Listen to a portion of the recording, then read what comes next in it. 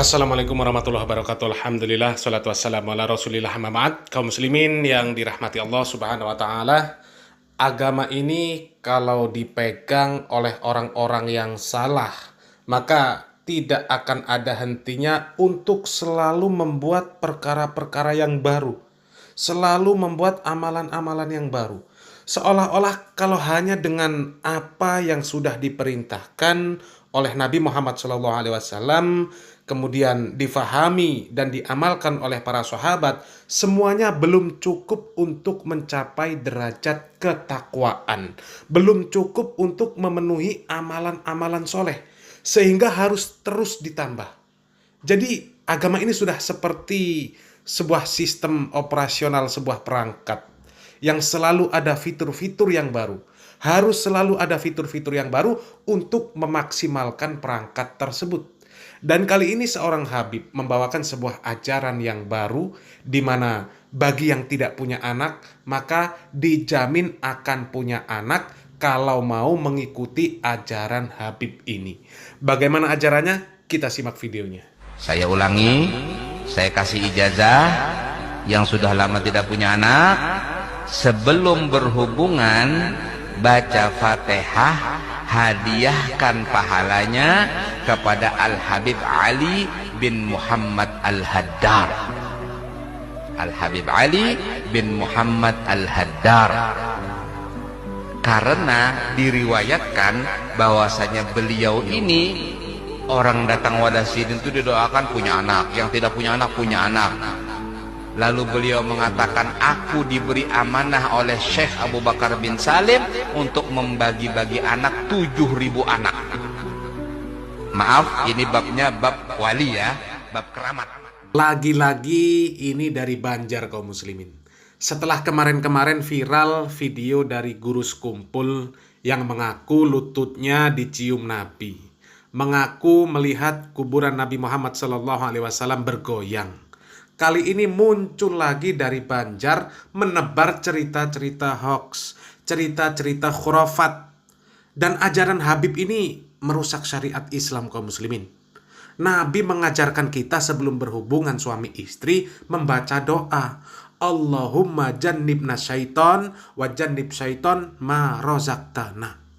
Dan dari Ibnu Abbas radhiyallahu anhu, beliau mengatakan bahwasanya Rasulullah SAW bersabda, "Lau anna ahadakum idza arada ayyatiya ahlahu qal bismillahi Allahumma jannibna syaitana wa jannib syaitana ma rozaqtana fa innahu iyuqaddar bainahuma waladun fi dhalik lam yadurruhu syaitonun abada." Jika salah seorang dari kalian ketika ingin mengumpuli istrinya, maka dia membaca doa, Bismillah, Allahumma jannibna syaiton wa jannib syaitona ma rozaqtana. Dengan menyebut nama Allah, Ya Allah, jauhkanlah kami dari gangguan setan, dan jauhkanlah setan dari rezeki yang engkau anugerahkan kepada kami. Kemudian apabila Allah subhanahu wa ta'ala menakdirkan lahirnya anak dari hubungan tersebut, maka setan tidak akan bisa mencelakakan anak tersebut selamanya. Hadis riwayat Bukhari dan Muslim. Nabi sudah mengajarkan doanya, tapi Habib ini mengganti dengan Al-Fatihah, dan Al-Fatihahnya dikirim ke Habib lain. Dan parahnya, dia katakan Habib itu bisa bagi-bagi anak, berarti bisa bagi-bagi nyawa. Ajib, hebat bener Habib ini ya. Lalu beliau mengatakan, aku diberi amanah oleh Syekh Abu Bakar bin Salim untuk membagi-bagi anak 7.000 anak. Maaf, ini babnya bab wali ya, bab keramat. Ceramah-ceramah para Habib itu memang lucu-lucu kaum muslimin. Dongengnya itu lucu-lucu. Kalau orang yang disebut Habib ini seolah-olah pasti sakti. Minimal bisa ketemu dengan Nabi dalam keadaan sadar, bisa ngobrol dengan Nabi, bisa minta amalan-amalan baru, dan kesaktian-kesaktian yang lain yang banyak disebarkan, yang mereka katanya bisa terbang, bisa menghilang, bisa membelah diri, ya, bisa mengambil tanah di matahari. La ilaha illallah. Jadi macam-macam cerita dongeng mereka itu. Dan yang tidak kalah hebatnya, ya cerita Habib ini. Habib Abu Bakar bin Salim bisa bagi-bagi anak. Bisa bagi-bagi 7.000 anak, 7.000 nyawa. Ini apa-apaan? Para nabi itu sudah mencontohkan kalau kita belum kunjung diberikan anak, maka harus banyak-banyak berdoa. Banyak-banyak beramal soleh. Nabi Zakaria di dalam Al-Quran berdoa dengan doa yang indah, memuji Allah dengan puji-pujian yang tinggi. Nabi Zakaria berdoa kaum muslimin, bermunajat, bersungguh-sungguh di dalam memuji Allah Subhanahu wa taala supaya Allah Subhanahu wa taala berikan keturunan. Padahal jelas istri beliau mandul. Ya. Dan kemudian para ulama menganjurkan bagi yang susah, yang sudah lama menikah tapi belum juga dikaruniai anak, belum dikaruniai keturunan, supaya introspeksi diri. Mungkin memang begitu banyak dosa-dosa yang sudah dilakukan. Kemudian dianjurkan untuk banyak-banyak istighfar. Kita dianjurkan untuk banyak-banyak istighfar kaum muslimin. Bukan seperti ajaran Habib ini. Disuruh membaca Al-Fatihah. Al-Fatihahnya dikirim kepada Habib. Habib diberikan amanah untuk bagi-bagi 7.000 anak. Ini dongeng kaum muslimin. Ini dongeng-dongeng khurafat yang tidak boleh kita percaya. Naudzubillah min dalik. Nabi mengajarkan sebelum berhubungan suami istri membaca doa, bukan Al-Fatihah. Kemudian Al-Quran memerintahkan ketika kita ditimpa berbagai kesulitan supaya kita banyak-banyak istighfar, supaya Allah berikan kemudahan dari berbagai kesulitan tersebut.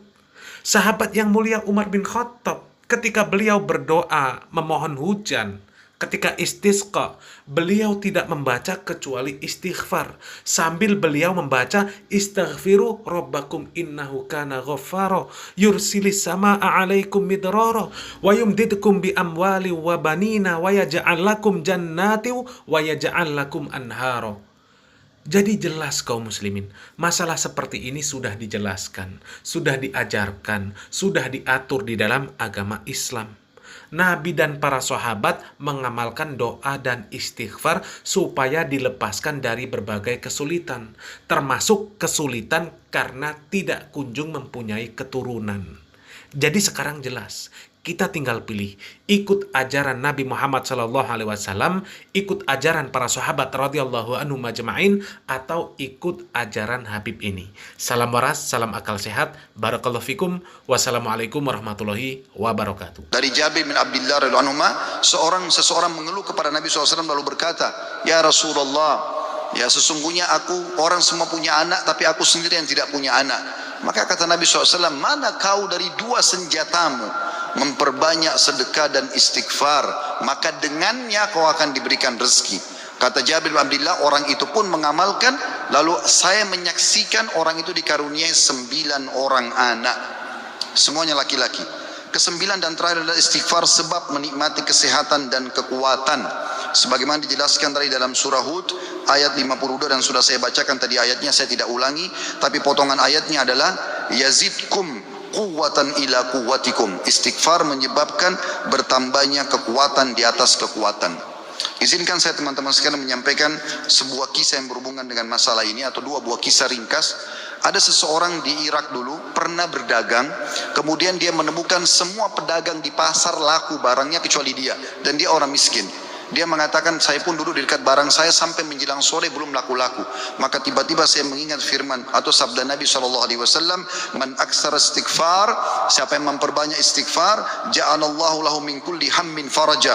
Allah akan berikan kelapangan dari setiap kesedihannya, "Wa min kulli dikin makhraja," dan jalan keluar dari setiap masalahnya, dan juga razaqahu min haitsu la yahtasib, maka Allah akan berikan rezeki dari tempat tidak disangka-sangka. Maka dia bilang, saya pun beristighfar kepada Allah, dan terjadi satu keajaiban yang luar biasa. Ternyata datang kepadaku hampir seluruh pedagang pasar datang, dan mereka memperebutkan barang daganganku.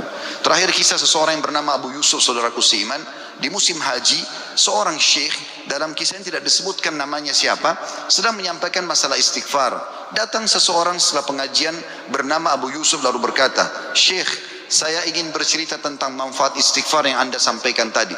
Kata syekhnya, silakan. Dia bilang, "Saya menikah bertahun-tahun tidak punya anak sama sekali, dan saya sama istri saya sedih.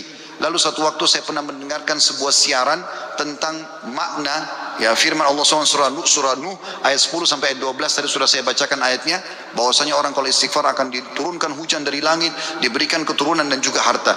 Lalu saya mengatakan kepada istri saya, wahai Ummu Yusuf, ayo kita istighfar, sudah bertahun-tahun kita berusaha berobat sana sini tidak punya anak. Maka dia sama istrinya yang mengatakan, kami pun beristighfar tidak mengenal waktu, tidak mengenal tempat kecuali di WC. Kita tidak baca di WC, di tempat tidur, di ruang makan, di halaman, selalu baca. Dan subhanallah kata dia, Syekh, bulan itu Ummu Yusuf hamil dan lahirlah Yusuf. Begitu selesai hamil lagi masa nifas, saya bilang, Ummu Yusuf, kita sudah bertahun-tahun tidak punya anak, ayo kita istighfar kepada Allah untuk anak yang kedua. Kata dia, Anda tahu Syekh, selesai nifas Ummu Yusuf hamil dan kami dapat lagi anak kedua, dua-duanya laki-laki.